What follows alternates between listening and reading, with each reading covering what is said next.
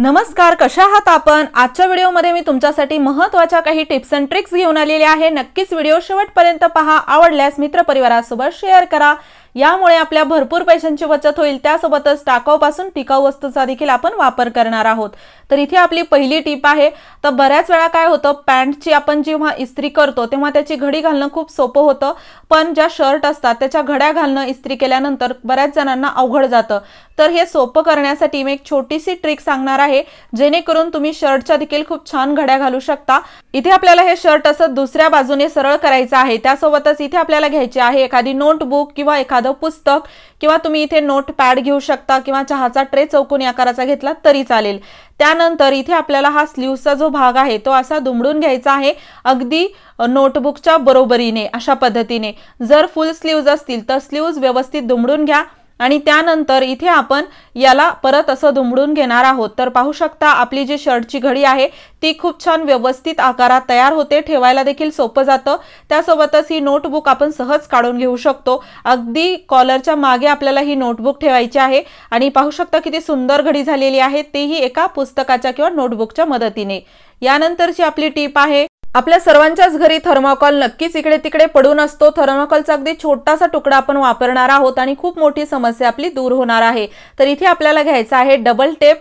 Double tape घ्या किंवा अशा पद्धतीने एखादा टेप घेऊन त्याला डबल असं थोडंसं फोल्ड केलं की दोन्ही बाजूंनी चिटकवण्यासाठी तो कामी येतो। त्यानंतर फ्रीजच्या एका बाजूला आपण असं याला चिटकवून घेणार आहोत। तर येता जाता याला छान असं मी वापरू शकते, असं जागी मी चिटकवलेलं आहे। त्यानंतर आपल्या ज्या सेफ्टी पिन असतात, साडी पिन असतात किंवा सुई, एखाद्या टाचण्या, अशा बऱ्याच टोकदार वस्तू आपण इथे अडकू शकतो, जेणेकरून त्या वेळेवर मिळतील आणि इकडे तिकडे काम करत असताना त्या वापरून झाल्या की यावरती आपल्याला त्या चिटकून ठेवता देखील येतील। नक्की ट्राय करा, कारण की घरामध्ये किती जरी ऑर्गनायझर आपण घेतले तरी पण वेळेवर वस्तू या छोट्या मोठ्या सापडत नाहीत। त्यामुळे अगदी डोळ्यासमोर या वस्तू राहतील आणि वेळेवर सापडतील देखील। ॲज अ ऑर्गनायझर सारखा आपण याचा उपयोग करू शकतो। यानंतरची आपली टिप आहे, तर इथे मी घेतलेली आहे एक पॉलिथिन। त्यानंतर इथे आपल्याला घ्यायचा आहे जुना सॉक्स। जुन्या सॉक्सचा आणि पॉलिथिनचा उपयोग करून हात ओला न करता आपण घराची पूर्ण साफसफाई करू शकतो, अशी ट्रिक मी तुमच्यासोबत शेअर करणार आहे। तर इथे पहिल्यांदा आपल्याला पॉलिथिन हातामध्ये घालून घ्यायची आहे, त्यानंतर आपण इथे घालणार आहोत जुना सॉक्स। यामुळे आपला हात घाण होणं तर सोडा, ओला देखील होणार नाही आणि आपल्या घरातील पूर्ण स्वच्छता देखील होईल, असं हे आपण वापरणार आहोत। तर इथे मी छान व्यवस्थित असा सॉक्स घालून घेतलेला आहे। त्यानंतर सॉक्सला थोडं ओलं करा, त्यावरती साबण, वॉशिंग पावडर किंवा कोणताही क्लीनर घेऊन तुम्ही घरातील टाइल्स, वॉश बेसिंग किंवा किचन क्लिनिंग देखील करू शकता। या ज्या टाइल्स आहेत पाहू शकता ब्रशने अजिबात स्वच्छ निघत नाहीत, हात लावला की व्यवस्थित निघतात आणि रिझल्ट अगदी तुमच्या समोर आहे, कारण की हाताने थोडासा दाब पण पडतो आणि अशा वरच्या ज्या टाइल्स आहेत त्यांना स्वच्छ करणं देखील सोपं जातं। त्यासोबतच वॉश बेसिंग, सिंक किंवा इतर क्लिनिंग करण्यासाठी देखील तुम्ही या सॉक्सचा आणि पॉलिथिनचा उपयोग करू शकता।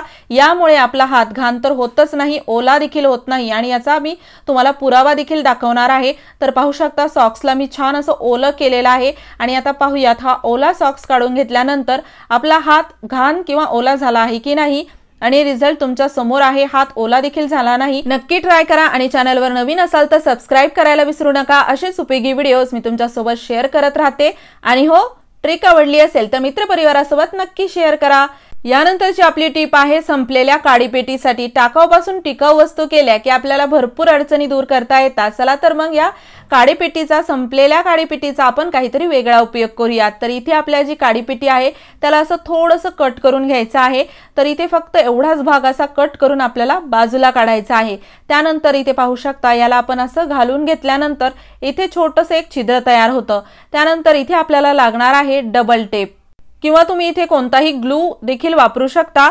आणि हो, तुम्ही हा व्हिडिओ कोणत्या गावातून किंवा शहरातून पाहत आहात ते मला कमेंट बॉक्समध्ये नक्की सांगा, जेणेकरून माझा व्हिडिओ कुठे कुठे पोहोचला मला ते कळेल। तर इथे डबल टेप आपण काढून घेतलेला आहे। डबल टेप आपल्याला या छिद्राच्या अगदी समोरासमोर इथे लावायचा आहे। तर वरचा भाग मी कागद जो आहे तो काढून घेत आहे, जेणेकरून दोन्ही साइड आपल्याला याला चिटकवता येईल।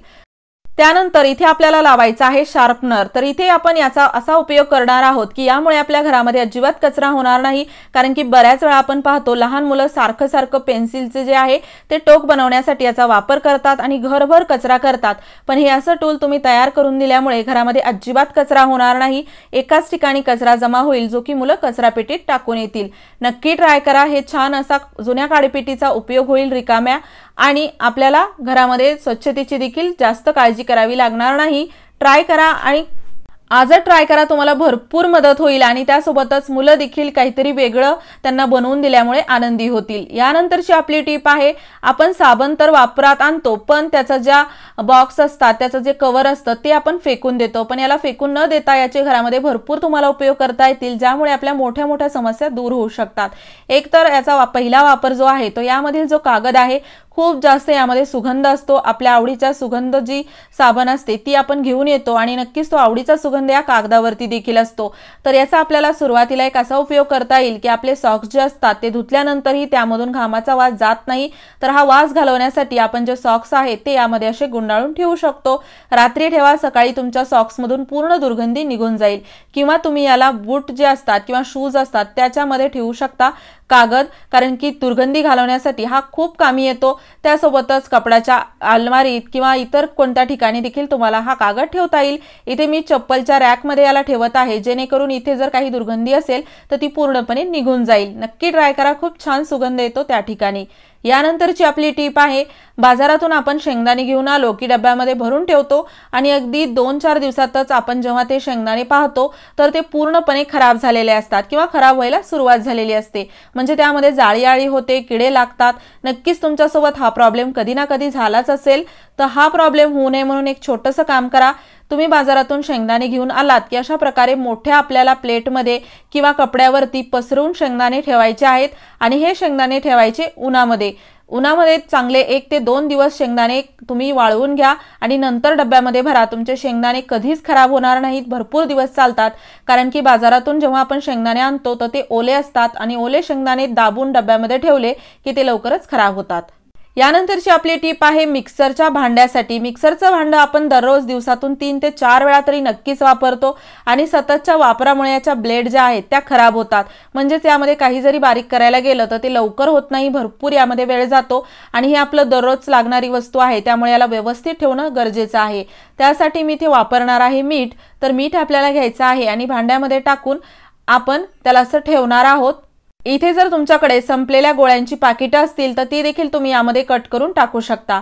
त्यानंतर याचं झाकण आपल्याला लावायचं आहे आणि हे मिक्सरचं भांडं आपण मिक्सरवरती ठेवून 1 ते 2 वेळा आपण याला फिरवून घेणार आहोत। साधारण 1 ते 1.5 मिनिट याला छान असं फिरवून घ्या बऱ्याच वेळाकरिता, जेणेकरून मीठ जे आहे ते पूर्णपणे यामध्ये फिरत राहील आणि जसं जसं मीठ यामध्ये फिरत राहतं त्याच्या ज्या ब्लेड असतात त्याचे जे आतमधील भाग असतो तो खूप जास्त शार्प होतो, म्हणजेच आपण यामध्ये जर काही बारीक करायला घेतलं तर आपल्या ब्लेड खूप छान त्या वस्तू बारीक करतात। धार याला लावायला गेलात तर ते शक्य नाही, ब्लेडच आपल्याला चेंज करावी लागते, पण मिठामुळे आपलं हे काम सोपं होतं। नक्की ट्राय करा, खूप महत्त्वाची ट्रिक आहे, यामुळे तुमचा भरपूर वेळ वाचेल। तुम्हाला हा व्हिडिओ कसा वाटला कमेंट बॉक्समध्ये सांगा। व्हिडिओ आवडला असेल लाईक करा, शेअर करा, चॅनलवर नवीन असाल सबस्क्राइब नक्की करा।